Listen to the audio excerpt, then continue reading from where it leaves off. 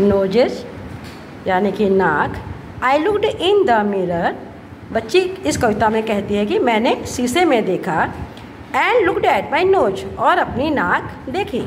It the funniest thing the way it grows, जिस तरीके से ये बढ़ती है तो ये जो है बहुत ही मज़ेदार दिखती है, मज़ेदार चीज़ है।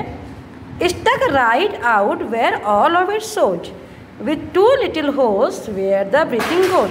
ये क्या है कि साफ साफ दिखता है कि ये जो है बिल्कुल से चिपकी हुई है और इसमें 2 छेद हैं जिससे कि सांस जो है हमारी अंदर को जाती है।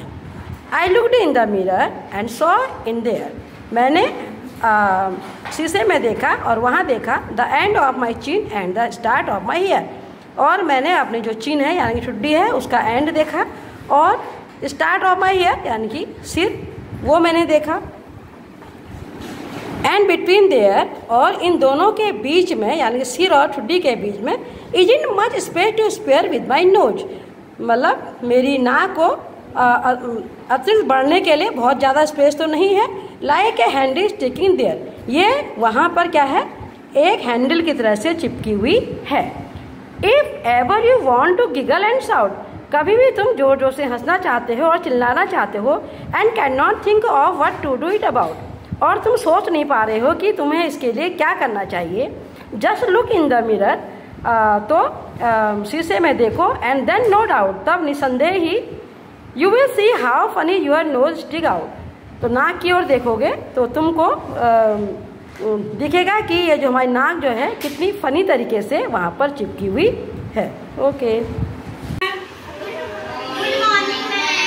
मैं आपको जो आपकी नोजेस जो आपका पोयम है इसके मैं शब्दार्थ करवा रही हूँ, ये करवा दिए हैं। अब मैं इसको आपको समझाऊंगी, ध्यान से सुनना और इसको फिर आप याद भी करोगे, ठीक है। N-O-S-E nose, nose means naak, M-I-R-R-O-R mirror, mirror means darpan, F-U-N-N-I-E-S-T funniest, funniest means सबसे मजेदार, T-H-I-N-G thing, thing means वस्तु, S-T-U-C-K stuck, stuck means चिपका हुआ, H-O-L-E-S holes, holes means छेद, E-N-D end, end means अंत, B-E-T-W-E-E-N between, between means मध्य में यानी कि बीच में जिसको कहते हैं मध्य में, S-P-A-C-E space, space means जगह, S-P-A-R-E spare, spare बोलो, spare, spare means अतिरिक्त। अब इसको आप लोगों ने कॉपी में लिखना है और सारी स्पेलिंग भी याद करनी है इनकी और इनकी मीनिंग्स भी आपको याद करनी है। ओके,